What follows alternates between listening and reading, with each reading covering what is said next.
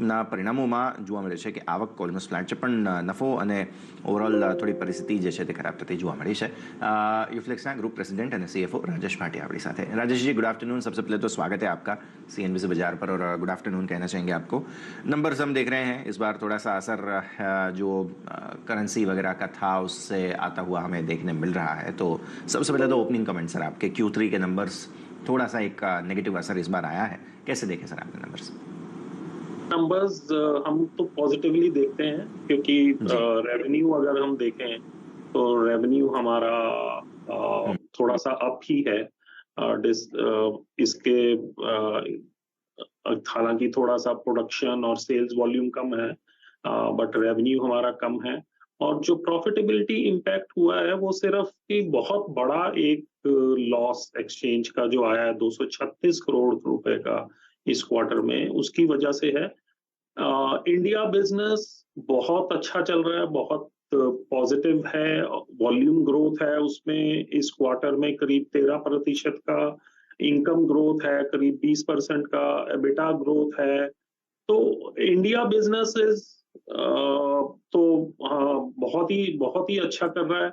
आगे आने वाले समय में ये धारणा है कि ये और भी अच्छा करेगा. हम लोग देख रहे हैं जनवरी में और भी बेटर परफॉर्मेंस था हमारा इंडिया बिजनेस में.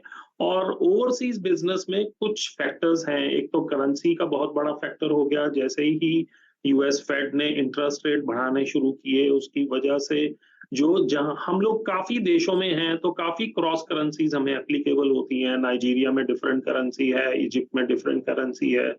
तो ये सब जो देश हैं इनके पास में इतने फॉरेन एक्सचेंज रिजर्व नहीं है कि इतनी डॉलर स्ट्रेंथ को वो कॉम्बैट कर सके. तो यहाँ पे डिवैल्यूएशन, इन देशों में डिवैल्यूएशन का इम्पैक्ट बहुत ज्यादा है. हमने यूरो को भी देख लिया कि वो भी 97 टू $1 हो गया, अब वापस आ गया 107 108 पे. तो ये जो डॉलर की स्ट्रेंथ ने वर्ल्ड वाइड जो एक सिचुएशन क्रिएट की है, मैंने तो पिछले 10-15 साल के अपने करियर में नहीं देखी, जो एक क्वार्टर में देख ली है.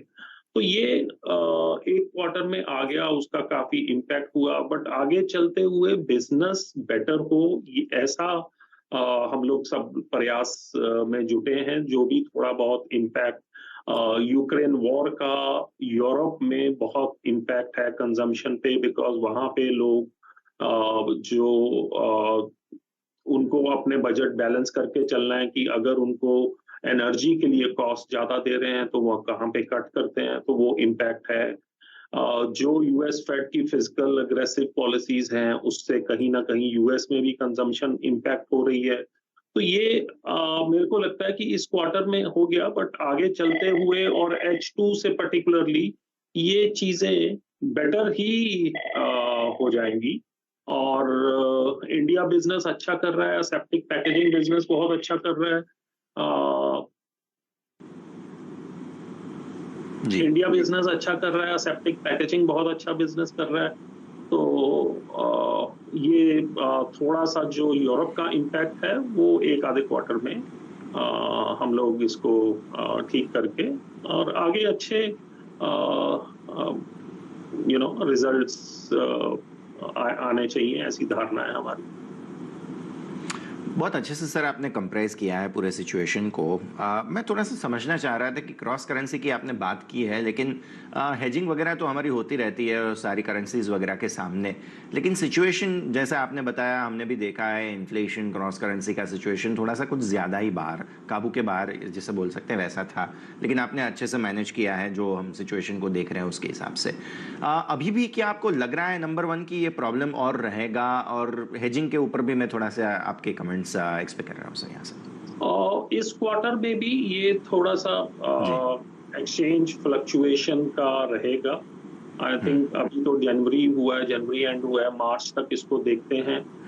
बट जब मैं जो भी फॉरेन करेंसी में एक्सपर्ट्स हैं जब उनसे बात करता हूं तो दे से कि डॉलर स्ट्रेंथ जो हमें देखने को मिली अभी पिछले 6-8 महीने में, वो अब पीक हो गई है. और उसके चलते आगे जो करेंसी डिवैल्यूएशन इम्पैक्ट हैं वो इतने नहीं आएंगे. आई थिंक हम लोग एज ए प्रिंसिपली हेज नहीं करते हैं, क्योंकि हेजिंग में भी आपको कहीं न कहीं वो कॉस्ट जो लग जाती हैं, तो आप वहीं पे अगर आप कंसिस्टेंट बेसिस पे हेज करें, तो हमारा एक्सपीरियंस ये है कि वो कॉस्ट आपको उतनी ही eventually over a period of time पड़ जाती है। तो हम लोग, और ये क्या है ना, ये क्रॉस करेंसी सिर्फ ये ऐसा नहीं है कि ये जी। अगर आप इजिप्ट में काम करते हो तो इजिप्शियन पाउंड में वहां पे बिजनेस करना है आपको, उसका कोई हेज नहीं है। अगर आपने वहां पे किसी और करेंसी में लोन लिया है, उसको आप हेज कर सकते हो। बट अगर आप जो वहां जी। पे मटेरियल बेचते हो, वो तो आपको जैसे इंडिया में अगर आप मटेरियल बेचते हो कुछ भी, तो आपको इंडियन रुपी में ही बिल्कुल। सामने वाले को इनवॉइसेस करनी है। अब वो इंडियन रुपी को जब आप कन्वर्ट करोगे 2 साल पहले के डॉलर के हिसाब से या डॉलर रेट के या आज के डॉलर के हिसाब से, तो वो सिचुएशन में जो डिवैल्यूएशन इम्पैक्ट है, रुपी में भी हमने देखा काफ़ी डिवैल्यूएशन इम्पैक्ट आया है। तो जब आप उसको कन्वर्ट करते हो, तो वो इम्पैक्ट तो कहीं न कहीं बुक्स में दिखेगा, बट वो नोशनल, लार्जली वो नोशनल इम्पैक्ट होते हैं, उससे कोई कैश फ्लो के ऊपर कोई ऐसा अंतर नहीं पड़ता है। तो बिल्कुल। I think, but more or less, I think that the dollar strength is now on the wane, and we will see better days ahead. Definitely बहुत अच्छे से सर आपने सारे सिचुएशन को समझाया है और मैं एक दो चीज़ें और पूछना चाह रहा था लेकिन वक्त की कमी है, तो बहुत बहुत शुक्रिया राजेश जी आपका हमारे साथ जुड़ने के लिए और ये सारी जानकारी देने के लिए। Thank you sir. Thank you, sir. તો આપણે વાત કરી યુફ્લેક્સના ગ્રુપ પ્રેસિડેન્ટ અને સીએફઓ રાજેશ ભાટિયા આપણી સાથે જોડાયા હતા. જે પ્રકારે નંબર્સ છે અને નંબર્સ બાદનું એક ડેફિનેટલી બહુ સારી રીતે તેમના તરફથી એક એક્સપ્લેનેશન આપણને જોવા મળી રહ્યું છે. ખાસ ઇજિપ્તની પરિસ્થિતિ, ચલણ જે ત્યાંનું છે, ડિવાલ્યુએશન થઈ રહ્યા છે તેની પરિસ્થિતિ, સ્ટોકમાં થોડી અસર હતી પણ ત્યારબાદ થોડું બાઇંગ જરૂર ન્યૂનતમ સ્તરથી આવી રહ્યું છે, ધ્યાન રાખીશું. તો આશરે જ ક્વિકલી માર્કેટ પર નજર કરી લો. સીમિત દાયરામાં છે, કોઈ મેજર ચેન્જ નથી, સો હું વધારે કમેન્ટ્રી રિપીટ નથી કરી રહ્યો. આ શોમાં હાલ બસ આટલું જ. મને